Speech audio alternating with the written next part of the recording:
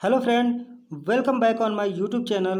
दोस्तों, आज की वीडियो स्टार्ट करने से पहले जो स्टूडेंट इस चैनल पर नए जुड़े हैं वो चैनल को सब्सक्राइब करें और वीडियो के लेटेस्ट अपडेट प्राप्त करने के लिए बेल आइकन को प्रेस करें। तो दोस्तों, स्टार्ट करते हैं आज का वीडियो। और अगर वीडियो पसंद आती है तो उसे लाइक, कमेंट और शेयर ज़रूर करें।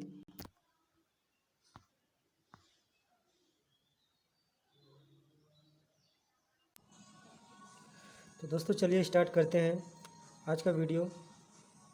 दोस्तों, इस वीडियो में हम लोग देखेंगे operation and VI characteristics of JFET. दोस्तों, पिछले वीडियो में हमने देखा था कि जो हमारा एफईटी था वो कैसे फंक्शन कर रहा था, उसमें पिंच ऑफ वोल्टेज भी था और हमारी जो ड्रेन करंट थी वो कैसे फ्लो कर रही थी। तो दोस्तों, हम आज के लेक्चर में जानेंगे कि जो हमारा वीआई कैरेक्टरिस्टिक्स है, यानी कि जो हमारा ऑपरेशन परफॉर्म हो रहा है उसकी वीआई कैरेक्टरिस्टिक यानी कि वीआई अभिलक्षण कैसा होता है।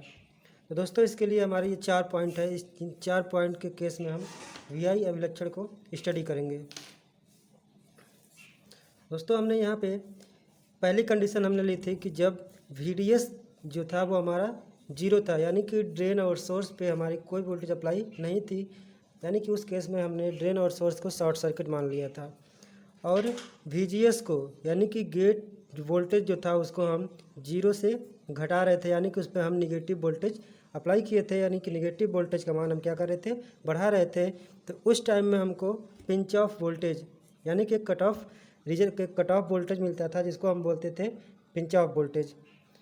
क्योंकि यह जो पिंच ऑफ वोल्टेज था हमारा, यह हमारा निगेटिव वोल्टेज को इसको घटाने पर मिलता था। और जिस पॉइंट पे यह वोल्टेज हमको मिलता था, यानी वीजीएस का वह मान जिस पे हमें निगेटिव वोल्टेज पर जो हमारा ये वीपी मिलता था, उसे ही हम पिंच ऑफ वोल्टेज या फिर कट ऑफ वोल्टेज के नाम से जानते थे। दोस्तों, दूसरा पॉइंट था हमारा कि पहली कंडीशन में जो हमारी करंट थी वो फ्लो नहीं होती थी, लेकिन दूसरी कंडीशन क्या थी हमारी कि जब हम वीजीएस को 0 करेंगे, यानी कि गेट और सोर्स को हम 0 रखेंगे और जो हमारा वीडीएस होगा उस पर हम वोल्टेज अप्लाई करेंगे। तो जब हम वीडीएस को अप्लाई करते थे तो हमारी ड्रेन करंट जो होती थी वो क्या होती थी, हमारी फ्लो करती थी।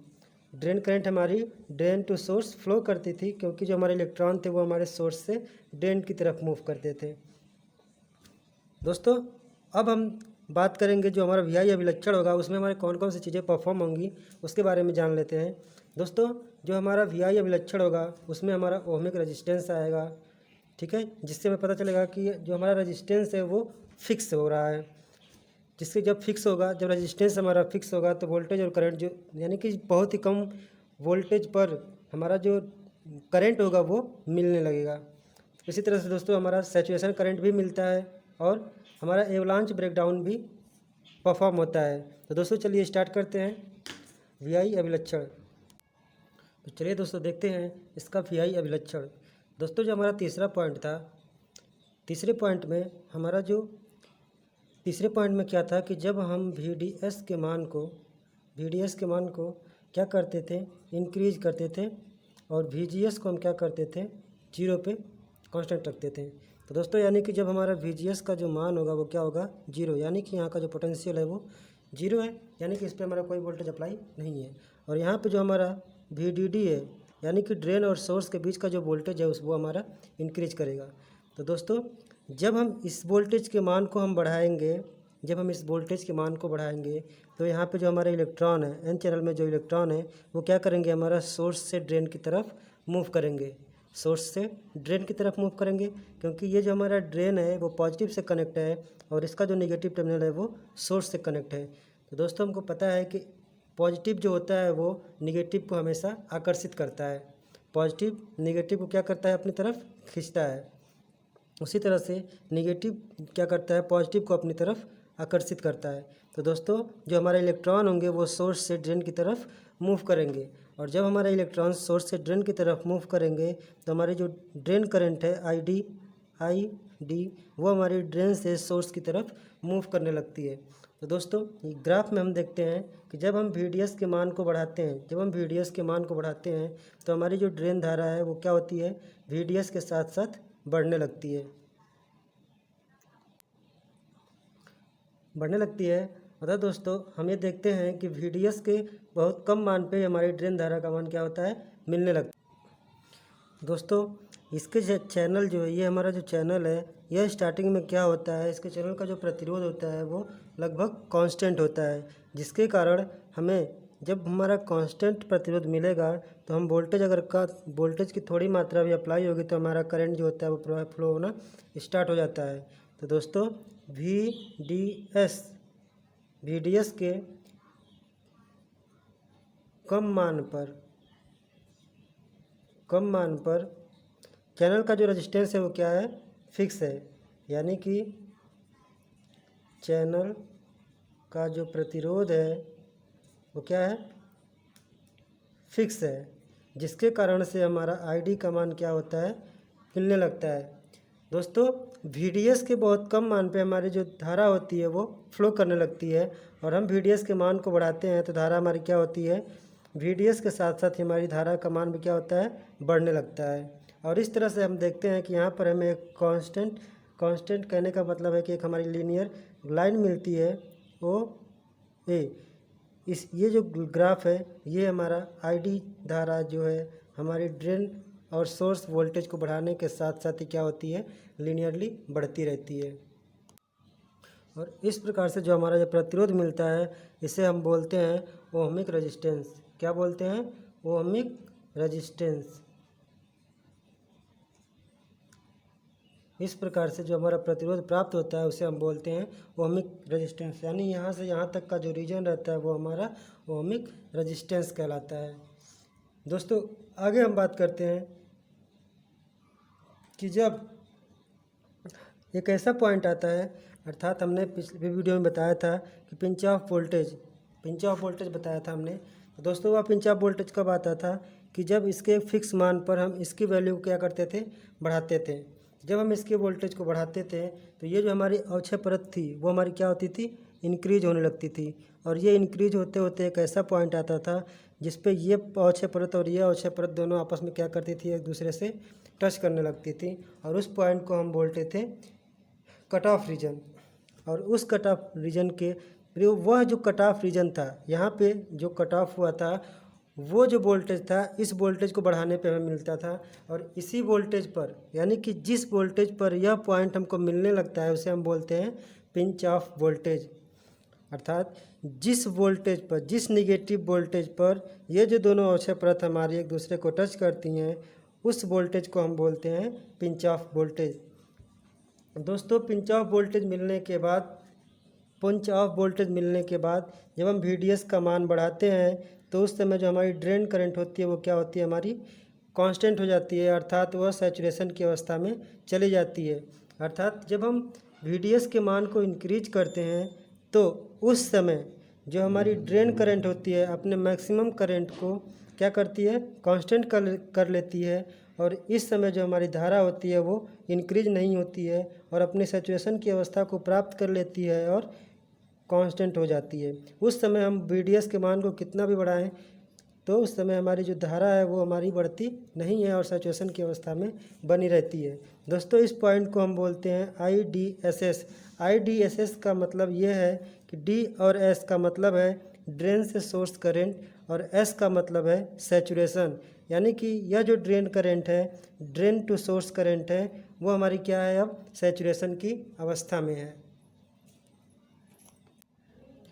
दोस्तों जब हमें पिंच ऑफ रीजन मिलता है तो हमें ऐसा लगता है कि ये जो चैनल है ये क्या है, बंद हो गया, लेकिन ऐसा नहीं होता है।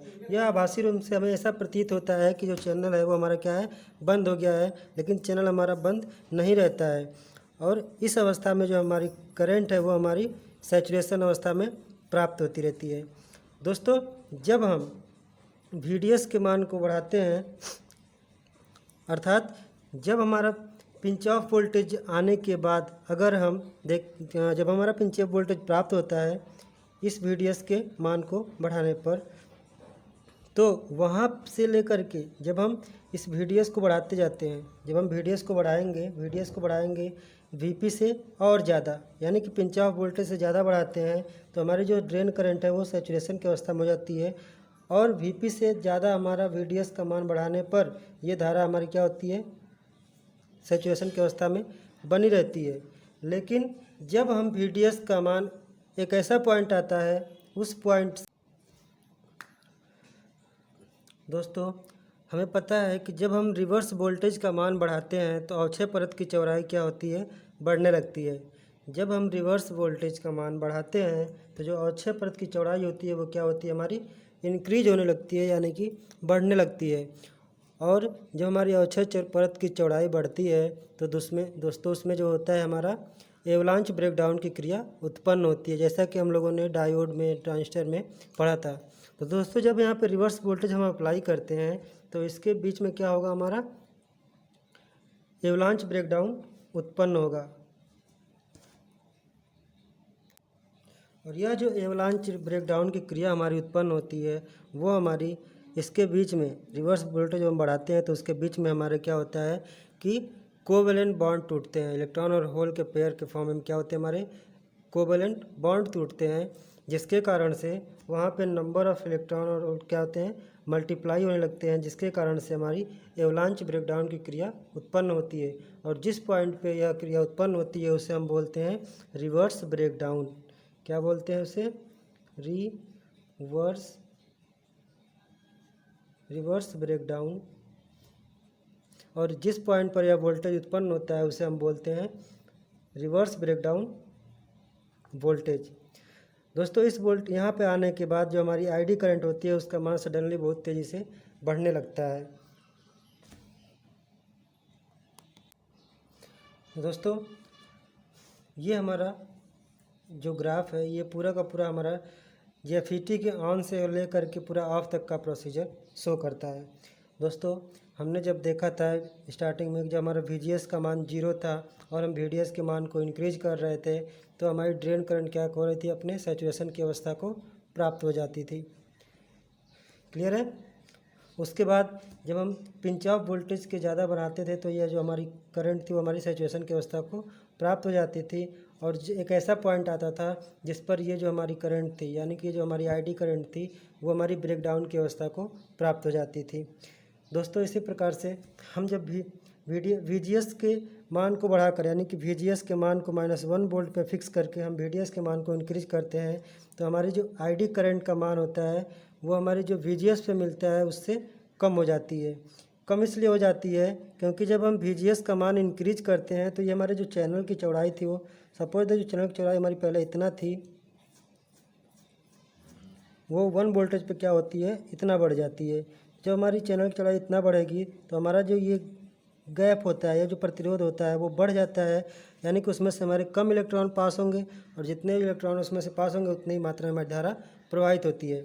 उसी प्रकार से हम क्या करते हैं कि VGS के मान को धीरे धीरे क्या करते हैं, हम बढ़ाते जाते हैं, यानी कि पहले -1 वोल्ट, फिर 2 वोल्ट, फिर 3 वोल्ट, फिर 4 वोल्ट। और एक ऐसी अवस्था आती है कि जब हमारा जो VGS का मान है वो VP के बराबर हो जाता है, तो उस अवस्था में हम VDS के मान को कितना भी बढ़ाएं, अगर हमारा जो VGS है यानी कि गेट और सोर्स का जो वोल्टेज है वो हमारे VP के बराबर हो जाता है, तो उस समय हम कितना भी VDS के मान को बढ़ाते हैं उस समय हमारी ड्रेन धारा प्रवाहित नहीं होती है। तो कोई VDS के मान को बढ़ाने पे हमारी आईडी करंट जो होती है फ्लो नहीं होती है और इस अवस्था में जो हमारा JFET होता है वो हमारा क्या हो जाता है, ऑफ हो जाता है। दोस्तों ये था हमारा पूरा का पूरा JFET का ऑपरेशन और उसका VI अभिलक्षण। दोस्तों VI अभिलक्षण एक बार और शॉर्ट में देख लेते हैं कि जब हम VGS के मान को 0 कर देते हैं, यानी कि गेट और सोर्स के वोल्टेज को 0 करेंगे और VDS के मान को इंक्रीज करेंगे तो हमारी ड्रेन करंट क्या होती है, बढ़ती है। इस समय जो हमारी ये धारा होती है ये क्या होती है, हमारी बहुत ही कम मान पे, यानी कि VDS के बहुत ही कम मान पे हमें ज़्यादा मिलने लगती है, क्योंकि उस समय जो हमारा रजिस्टेंस होता है वो क्या होता है, फिक्स होता है। ठीक है। उसके बाद जब हम VGS के मान को इंक्रीज करते हैं यानी कि -1 वोल्ट और उसके बाद हम VDS के मान को बढ़ाते हैं तो जो हमारी धारा यहाँ पर इतनी मिल रही थी वो हमारी क्या होती है, कम हो जाती है और सैचुरेशन अवस्था भी जो होती है हमारी कम हो जाती है। उसके बाद फिर से हम क्या करते हैं, VGS के मान को और बढ़ाते हैं तो देखते हैं कि जो हमारा ड्रेन करंट था वो और ज़्यादा कम हो जाती है और ये जो करंट है वो हमारी कमी इसलिए हो रही है क्योंकि जब हम VGS के मान को बढ़ा रहे हैं तो ये जो हमारी अवक्षय परत है वो क्या हो रही है, हमारी बढ़ती जा रही है, बढ़ती जा रही है, बढ़ती जा रही है। और एक ऐसा पॉइंट आता है कि जब हम दोस्तों GFET के पूरे प्रोसेस के दौरान वन चीज़ मिसिंग थी और वो था GFET का सिंबल। तो दोस्तों ये है हमारा GFET का सिंबल।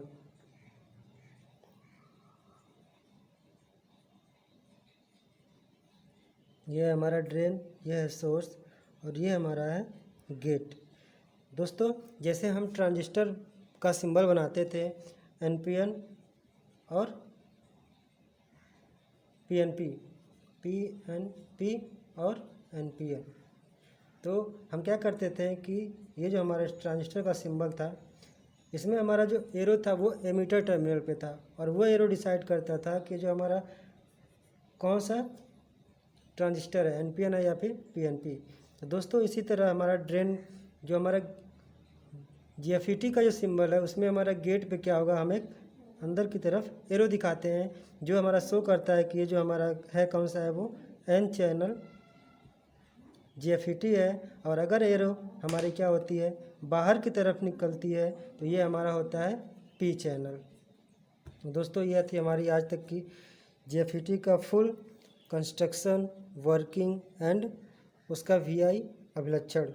दोस्तों अगर वीडियो अच्छी लगती है तो उसे अपनी सुझाव कमेंट के माध्यम से ज़रूर दें और इसे लाइक और सब्सक्राइब ज़रूर करें। धन्यवाद।